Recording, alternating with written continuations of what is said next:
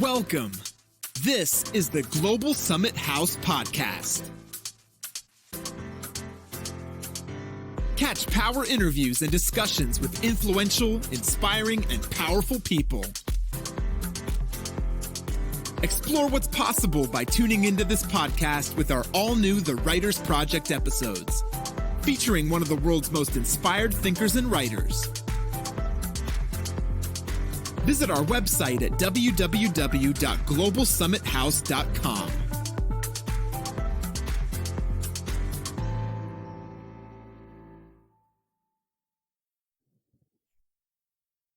Hello, everyone, and welcome to another great episode for this good podcast that you all so much enjoy listening to.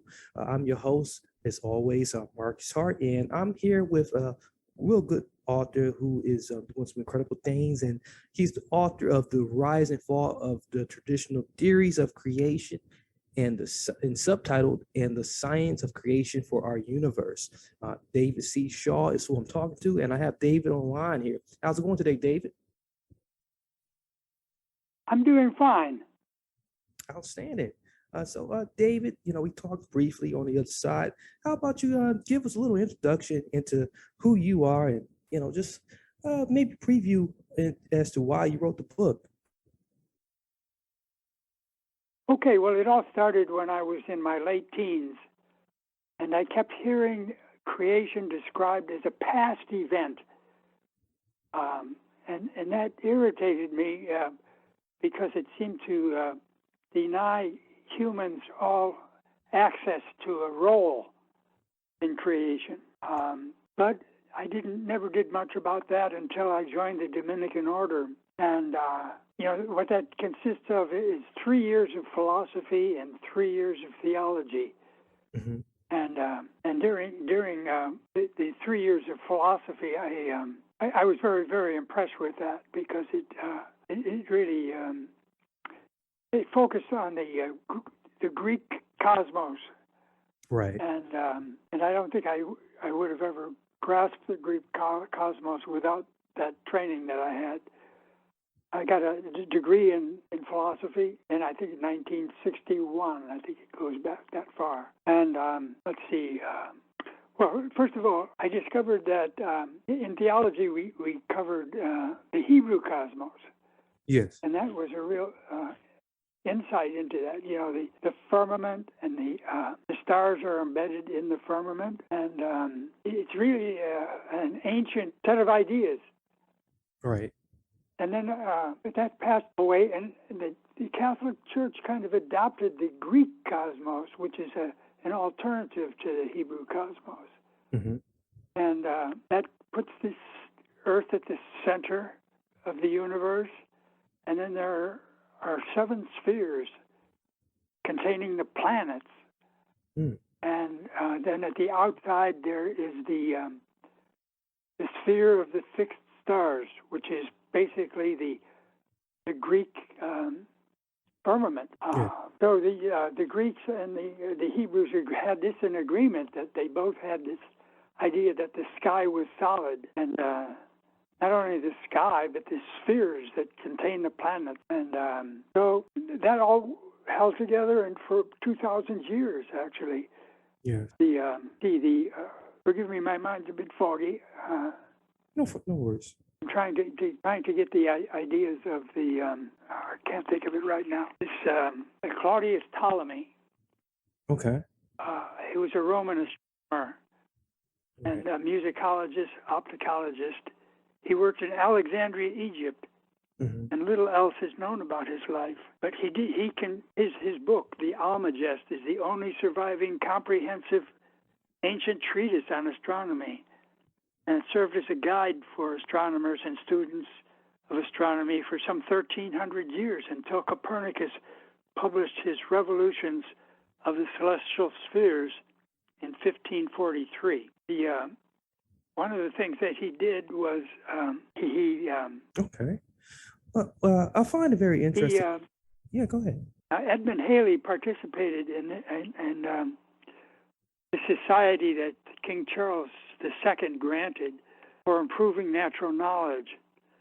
the society's motto is nullius ad verbum. Take nobody's word for it. Right. It expresses a determination to resist the domination of authority and to verify all statements by an appeal to facts determined by experiment. Now, Edmond Halley, who was associated with Newton, he actually paid for the publication of Newton's Principia Mathematica in 1687. And among Halley's many other accomplishments was his presentation of the first evidence against the solid sky in 1718. Okay. He compared Hipparchus's positions of stars with his own observations and found 3 stars out of place. If it were not for Hipparchus's star map preserved in Ptolemy's Almajest, Halley would not have had an ancient reference with which to compare his observation. Now, the fall of the traditional theories of creation starts out with the 4 revolutionaries of modern science. That's Copernicus, Kepler, Galileo, and Newton. But these 4 did not affect the solid sky. What Newton did was exchange the positions of the Earth and the Sun, and also the theory of the 4 chemical elements with their natural movements about the absolute center of the universe was incompatible with the sun-centered cosmos of Copernicus. But the reality of the great vault of heaven was not questioned. Now, Kepler discovered that with the sun at one of the 2 foci, the planets move in ellipses and not in the perfect circles asserted by Plato and Aristotle. Mm-hmm. Galileo improved the telescope and observed in detail the features of the moon. He discovered the 4 largest moons of Jupiter. He supported the Copernican heliocentric model. He was confined to house arrest by the Catholic Church until his death. And when we come to Newton formulated laws of motion, generalized to include all motion within the solar system. Right. But no claim was made that these laws applied to the stars. Newton states, among those bodies in the celestial regions, we have no experience nor any manner of observation. So that's the 4 revolutionaries of modern science. They affected the solar system, but not anything regarding the stars. The first potent evidence challenging the Great Vault came to light in 1718. That's Edmond Halley of comet fame, Halley's Comet. Let's see, like Hipparchus had recorded positions of over 800 stars, his was the first important star map, and it was preserved for posterity by Ptolemy in his Almagest. Ptolemy increased the number of stars in the collection to more than 1,000. But what Halley did was compare the positions of the stars. He did his own observations of the positions of the stars, and he found 3 stars out of place. The difference in position was so great that it was unlikely that either the Greeks or Halley could have made a mistake. Halley found Arcturus, for example, to be a full degree, twice the apparent width of the full moon, away from the position recorded by the Greeks. And after a short delay of about 100 years, F.W. Bessel used parallax to add another star to the collection of stars that moved. And 2 other associates of Bessel also discovered stars. That was in 1840. Okay. And then by 1900, about 90 of the brightest stars had parallax measurements and therefore known distances. But to jump ahead to our present day, in 1997, the Hipparchus catalog had 118,000 stars. The Tycho II catalog had 2.5 million stars with parallax. And today, we have the Gaia catalog from 213 with 1 billion stars with known parallax. Wow. So that's how that was the end of this solid sky. Wow, that's very fascinating. And it really seems like a lot of that has happened throughout history. You know, it seems like it really inspired you to write in your book to kind of share with the world what they should know uh, about some of those discoveries and some of those theories. How can some of what you have learned really help us in modern times now? I'm not sure that it would help us, because all these arguments that I've given you are showing how the ancient concepts were destroyed, but they left us without a theory of creation, and that held up until 2002. Right. When let me give you a little background on that. In 1984, a group of scientists assembled in Santa Fe, New Mexico, and their idea was to focus on complexity. Complexity had never been focused by scientists. The reductionists had most of the contributions in science, and the reductionism is based on dividing a whole into its parts. Mm-hmm. And the complexity scientists wanted to focus on complex things like the immune system, large corporations, Right. and there was one particular scientist who, since our focus is on creation, this one scientist stood out. Harold Morowitz was the chairman of the science board of the Santa Fe Institute, founding editor of the journal Complexity, and the author or co-author of 19 books. He died in 2016, but he left us a great book, The Emergence of Everything, How the World Became Complex. It is a story that we have been looking for. Right. Morowitz is a Renaissance man. He excels in all the fields of science necessary to compose a new science of creation. Now here, this is the beginning of something positive, as opposed to just tearing apart the ancient theories. He identifies 28 emergences from the Big Bang to philosophy. Each emergence is something new in the universe and provides a foundation for the next emergence. With each emergence, he provides a list of books by authors who have the deepest insights into that emergence. The table of contents provides a map of the book. And let me just give you a few of these emergences. The first emergence, the primordium. Why is there something rather than nothing? The second step, making a non-uniform universe. The emergence of stars, the periodic table, and after all these astronomical emergences, he gets into the emergence of metabolism, cells with organelles, multiple cellularity, etc. Right.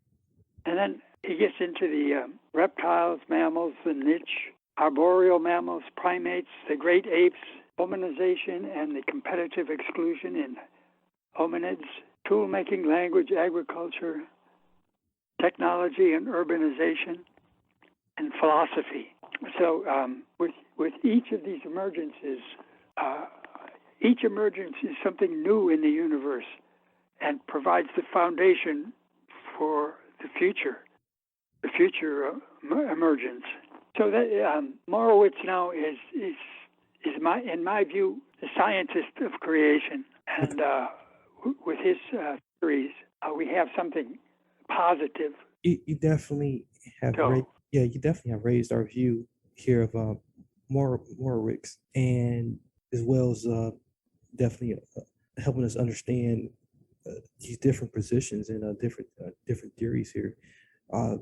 If you can, just maybe in one sentence or two, just if there was anything that you didn't cover on in this 20 minutes that you want to just kind of tell the audience, what would that be?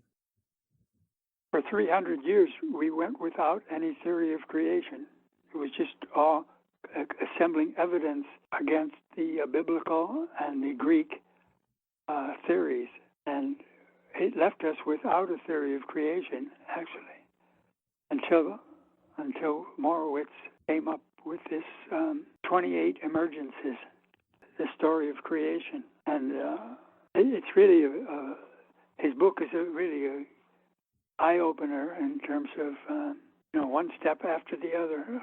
Yeah, I think it definitely challenges what we, think we know. And again, it's good to have more evidence and more a more central position here that's that should helping to be pushed for us to kind of look at the two theories of creation that exist in the West, and kind of raise some questions about the traditional theories. So thank you for joining us today, David, and we want to continue to support you in your efforts to get the word out, and as well as the full contents of your books. And you definitely have 4 other books that that are available as well, and we definitely want people to learn more about those books as well. Those books are, and all of these books, including this book, ladies and gentlemen, it's available on Amazon and many other book distributors. You can check those out and pick those copies up. They're available in Kindle edition as well. We just had a good chat with David Shaw. So again, the book is The Rise and Fall of the Traditional Theories of Creation, subtitled, and the Science of Creation for Our Universe. Thank you, David, for joining us today. Okay, thank you. All right. Well, once again, ladies and gentlemen, I am your host, Marcus Hart. Thank you for tuning in. Make sure you share this episode, record it with someone you know, someone you don't know. And feel free to review the information that was presented here today by replaying it back over and over again. Until next time, many blessings, peace, and lots of love. You've reached the end of another episode of the Global Summit House podcast. Subscribe to our podcast on Spotify, Podbean, iHeartRadio, iTunes, or Google Play. Connect with us at globalsummithouse.com. See you on the next episode.